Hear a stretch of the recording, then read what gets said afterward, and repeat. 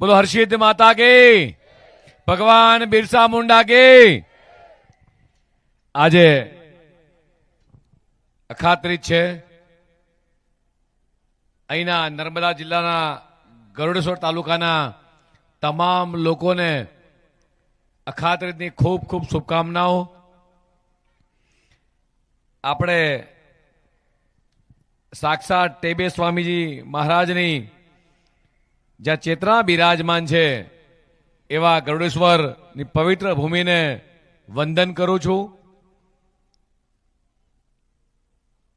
આપણા જિલ્લાના અધ્યક્ષ ભાઈ શ્રી નીલભાઈ, આપણા પ્રભારી શ્રી, આપણા ધારાસભ્ય શ્રી, સદ્ધેય મંચ અને આપ ખૂબ મોટી સંખ્યામાં ઉપસ્થિત મારા માતાઓ, બહેનો, ભાઈઓ સૌને મારા રામ રામ. હમણાં જ દર્શનાબેને ખૂબ વિગતે બધી વાત કરી છે અને દેશના યશસ્વી પ્રધાનમંત્રી માનનીય મોદી સાહેબે જે વિકાસની ભેટ એ આ નર્મદા જિલ્લાને આપી છે, એટલી મોટી ભેટ આખા દેશમાં ક્યાંય ના હોય એટલું મોટું સ્ટેચ્યુ ઓફ યુનિટી એ મિત્રો અહીંયા મળ્યું છે. અને આ એક સરદાર સાહેબનું આ સ્ટેચ્યુ ઓફ યુનિટી ના કારણે આજ જિલ્લાના તમામ દીકરા દીકરીઓને જે રોજગારીની તકો મળી છે એ ન ભૂતો ન ભવિષ્યથી એ પ્રમાણેનો આખા આપણા જિલ્લાનો જોરદાર વિકાસ થયો છે. મિત્રો, એવું કહેવાય છે કે લોકવાયકા મુજબ ભગવાન વિષ્ણુ પણ ના વાહન ગરુડજીએ અહીં નર્મદા કિનારે એક કઠોર તપસ્યા કરી હતી. આ કળિયુગની અંદર પણ એક કઠોર તપસ્યાનું કદાચ ફળ મળતું હોય તો મારી સામે બેઠેલા આદિવાસી ભાઈઓ બહેનોને આ સાચું એનું તપ મળી રહ્યું છે. મિત્રો, એવું કહેવાય કે આ જિલ્લાની અંદર હમણાં બેને ખૂબ બધી વાતો કરી. હું અહીંયા જેટલા લોકો બેઠા છે એટલા લોકોને ખાલી પૂછવા માંગુ છું કે તમારા એક વોટની તાકાત કેટલી મોટી છે. તમે જેમ દર્શનાબેનને વોટ આપ્યો, મનસુખભાઈને વોટ આપ્યો, આગામી 26 તારીખે તમને બધાએ જ હાથ ઊંચા કરીને બેનને કીધું કે અમે આ ભારતીય જનતા પાર્ટીને વોટ આપવાના છીએ, તો તમને હું કહું કે આ તમારા એક વોટની તાકાત કેટલી મોટી છે. તમને કોંગ્રેસવાળા અથવા હમણાં આજુબાજુ પેલા બધા ફરી રહ્યા છે ઝાડુવાળા, એ આવે તો પૂછજો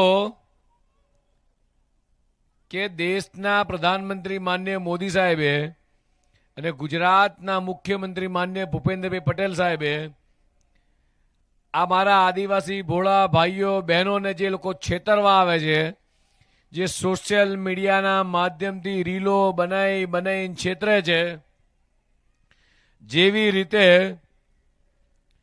માતા સીતાને કોણે છેતર્યા હતા? કોણે છેતર્યા હતા? રાવણે શેનો વેશ લીધો હતો? રાવણે શેનો વેશ લીધો હતો? સાધુનો વેશ લઈને શું કીધું હતું? ભિક્ષાન દેહી માતે, આવું કીધું હતું. ભિક્ષાન દેહી માતે. ત્યારે માતા સીતા લક્ષ્મણજીએ જે લક્ષ્મણ રેખા ઓળંગી હતી, એ લક્ષ્મણ રેખા જે દોરી હતી એની અંદર રહી અને માતા સીતા શું આપવા ગયા હતા? માતા સીતા દીક્ષા આપવા ગયા. એટલે રાવણે શું કીધું કે લક્ષ્મણ રેખાની આ રેખાની બહાર આવીને દાન આપો તો હું દાન લઉં. અને એ દિવસે માતા સીતાજી એ સમય ચૂક્યા, વાતમાં આવી ગયા. એ બહુ રૂપિયા રાવણની વાતમાં આવી, સાધુના વેશમાં આપણને છેતરવાયા. માતા સીતા જે રેખા ઓળંગી અને રાવણનો અસલી ચહેરો બહાર આવ્યો અને માતા સીતાને ઉઠાઈ અને ક્યાંય દૂર છે લંકા સુધી લઈ ગયા. ત્યારે એની જોડે ઉપર વિમાનમાં કોણ ઝઘડ્યું તું? હમણાં હું બોલ્યો નામ કોણ? એક ગરુડેશ્વર, એ ગરુડદેવ જે ઝઘડ્યા હતા એ ગરુડેશ્વર જિલ્લાનું નામ છે. એટલે મારે તમને બધાને કહેવું છે કે આવા બહુ રૂપિયા આપણા જિલ્લામાં ફરી રહ્યા છે. હા કે ના? આપણા જિલ્લામાં ફરી રહ્યા છે. કોણ છે? કોણ છે?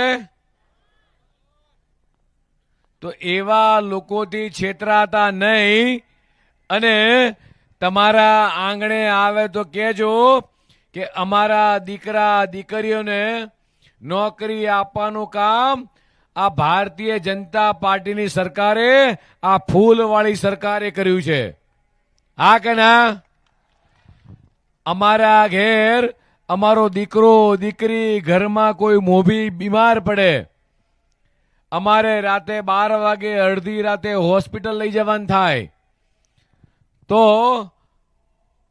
એ ઝાડુવાળા નથી આવતા કે પંજાવાળા નથી આવતા.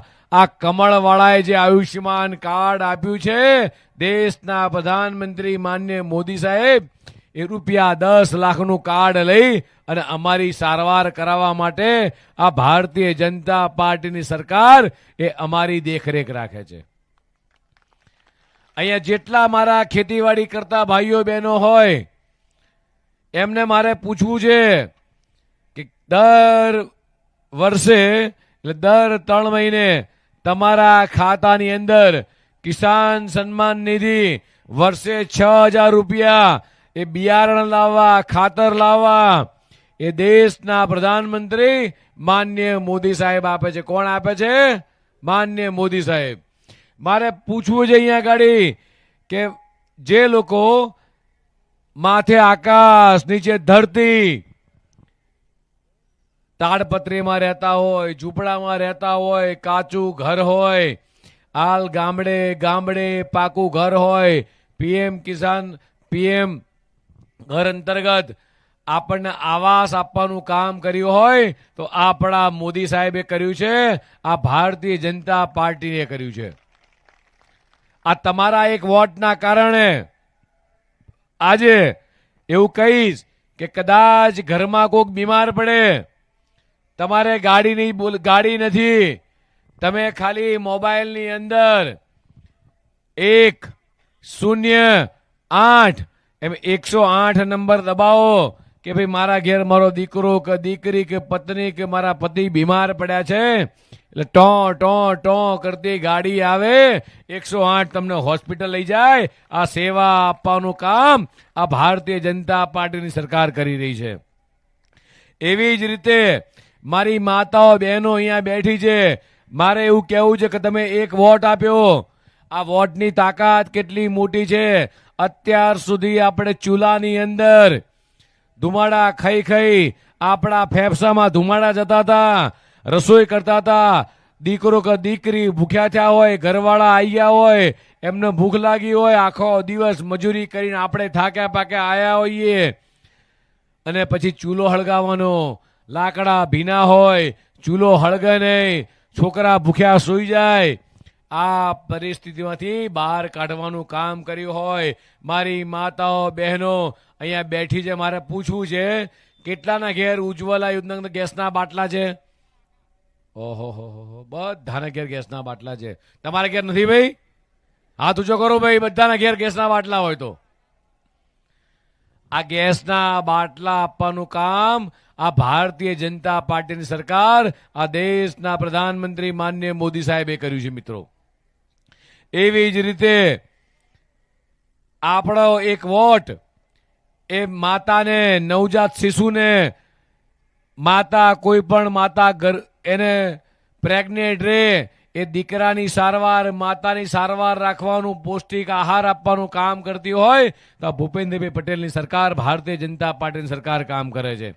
દીકરા દીકરીઓને ઉચ્ચ શિક્ષણ મેળવવાનું કામ, દીકરો કે દીકરી ભણતા હોય, દીકરીને ભણાવી છે 9મું 10મું 11મું 12મું, અહીંયા જેટલી અમે દીકરીઓને નોટબુક આપી, ચોપડા આપ્યા, હજી નીલભાઈને દર્શનાબેનને કહું છું, આ ચોપડા બધા જ બાળકોને આપીને જવા છે, અમારે કશું લઈ જવું નથી. આ એક દીકરી ભણશે તો 3 ઘાર તારશે. અને આ દીકરીને ભણાવવા માટે સરકાર 9મું 10મું 11મું 12મું ભણાવવા માટે 50,000 રૂપિયા આપે છે. 50,000 રૂપિયા એ દરેક દીકરીને આપે છે. દીકરીને સાયન્સ લેવાનું હોય, આ બેનની જેમ ડોક્ટર બનાવવાની હોય તો સરકાર 11-12માં એડમિશન લો એટલે બીજા 25,000 રૂપિયા તમને આપે છે. આ તમારા એક વોટના કારણે આ કેટલી બધી વસ્તુ આપણા પ્રધાનમંત્રી માનનીય મોદી સાહેબ અને ગુજરાતના મુખ્યમંત્રી માનનીય ભૂપેન્દ્રભાઈ પટેલ આપે છે. અત્યારે ખેતરની અંદર કદાચ કોકને ટ્રેક્ટર લાવવું હોય અને ખેડૂત ટ્રેક્ટર લાવે તો આ ટ્રેક્ટરની સબસિડીમાં 1 લાખ રૂપિયા એ ભૂપેન્દ્રભાઈ પટેલની સરકાર આપે છે. ખેતરમાં દવા છાંટવી હોય, આ મારી માતાઓ બહેનો છે, આ સખી મંડળની બહેનોને એ પેલું વિમાનમાં ઉડતું ડ્રોન આપવામાં આવે છે, અંદર દવા ભરી અને ખેતરની અંદર દવા છાંટે. એ મારી માતાઓ બહેનો મહિને 20-25,000 રૂપિયા પગાર પડે, પગાર પૈસા કમાય. આવી વ્યવસ્થા દેશના પ્રધાનમંત્રી માનનીય મોદી સાહેબે કરી છે. આ બધી જ સહાયો એ તમારા ખાતામાં સીધી જમા થાય, બેંકના ખાતામાં જમા થાય. એટલા માટે જનધન એકાઉન્ટ ખોલાયું. કેટલા લોકોના બેંકના એકાઉન્ટ હાથ ઊંચો કરો તો ભાઈ? બધાના બેંકના એકાઉન્ટ છે. આ બેંકના એકાઉન્ટ ખોલવાનું કામ કર્યું હોય તો પ્રધાનમંત્રી માનનીય મોદી સાહેબે કર્યું છે. ગામડે ગામડે અહીંયા જેટલા લોકો બેઠા છે, મારે પૂછવું છે કે તમારા ઘેર કેટલાના ઘેર મોબાઈલ છે? બધાના ઘેર છે. ટીવી કેટલાના ઘેર છે? ફ્રીજ કેટલાના ઘેર છે? બધાના ઘેર છે. લાઇટ કેટલાના ઘેર છે? પંખો કેટલાના ઘેર છે? એનો મતલબ એવો થયો કે 24 કલાક વીજળી આપવાનું કામ કર્યું હોય તો દેશના યશસ્વી પ્રધાનમંત્રી માનનીય મોદી સાહેબે અને ગુજરાતના મુખ્યમંત્રી માનનીય ભૂપેન્દ્રભાઈ પટેલ સાહેબે. કેટલા દીકરા દીકરીઓ અહીંયા જેટલા લોકો બેઠા છે, મારે પૂછવું છે, આપણો દીકરો કે દીકરી સારો અભ્યાસ કરી શકે, એકલવ્ય સ્કૂલ શાળાની અંદર કેટલા દીકરા દીકરીઓ ભણે છે ભાઈ? એકલવ્ય શાળાની અંદર અહીંયા સરકારે સ્કૂલો બનાવી છે, હા કે ના? ભગવાન બિરસા મુંડા નામની કોલેજ બનાવી છે. આમાં ભણવા કોણ જાય? એ આપણા બધાના દીકરા દીકરીઓ આ શાળાની અંદર ભણવા જાય, કોલેજમાં ભણવા જાય. ખેતરની અંદર આ દિવસે વીજળી આપવાનું કામ કર્યું હોય તો ભારતીય જનતા પાર્ટીની સરકારે કર્યું છે. સાથે સાથે એવું કેવું છે, અહીંયા જેટલા લોકો બેઠા છે, મારે ખાલી પૂછવું, હાથ ઊંચો કરજો, કેટલા લોકો મોબાઈલથી પ્રિન્ટ કરે છે? મોબાઈલથી પૈસા આપે છે? મોબાઈલથી પૈસા આપે, ખરીદી કરે, કેટલા લોકો કરે છે? બહુ બધા કરે છે. આ વ્યવસ્થા દેશના પ્રધાનમંત્રી માનનીય મોદી સાહેબે કરી છે કે તમારા પૈસા કોઈ લઈ ના જાય. દુકાનમાં જાઓ, ખરીદી કરવા જાઓ એટલે સીધા મોબાઈલથી પૈસા લાય. તમારા પૈસા એ સેફ બેંકની તિજોરીમાં પડ્યા રહે. આ વ્યવસ્થા એ ભારતીય જનતા પાર્ટીની સરકારે કરી છે. કોઈ મારી માતા બેન કદાચ નાની ઉંમરે વિધવા બને તો વિધવા સહાય પેન્શન યોજના આ ભારતીય જનતા પાર્ટીની સરકાર આપે છે. કોઈ વૃદ્ધ નિરાધાર હોય તો વૃદ્ધ નિરાધાર પેન્શન યોજના ભારતીય જનતા પાર્ટીની સરકાર આપે છે. આમાં કોઈના ઘેર સોલાર પેનલ છે? સોલાર પેનલ ખાસા બધાના ઘેર છે ભાઈ. કેટલા રૂપિયા સબસિડી મળી હતી? 78,000. સોલાર પેનલ લાગ્યા અહીંયા 100%. સોલાર પેનલ લાગ્યા પછી લાઇટ બિલ આવે છે? નથી આવતું. તો આ વીજળી મફત થઈ કે ના થઈ? તો પછી પેલા બધા આવે તો કહેવાનું અમારે તમારી જરૂર નથી, અમારે ભારતીય જનતા પાર્ટીની કમળની જરૂર છે.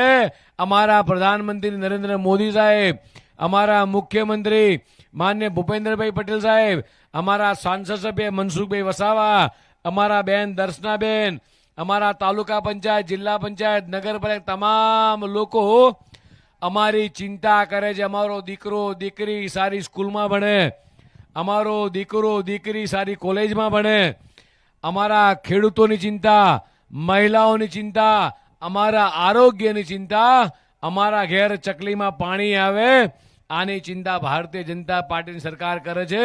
તમારે અમારા ઘેર આવવાની જરૂર નથી. અમારા માટે ભારતીય જનતા પાર્ટીની સરકાર બરોબર છે. આવું હા કે ના ભાઈ?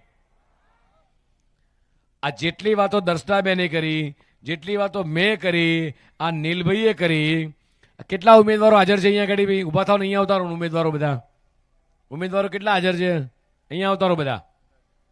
બે બહેનો અહીંયા આવતારો.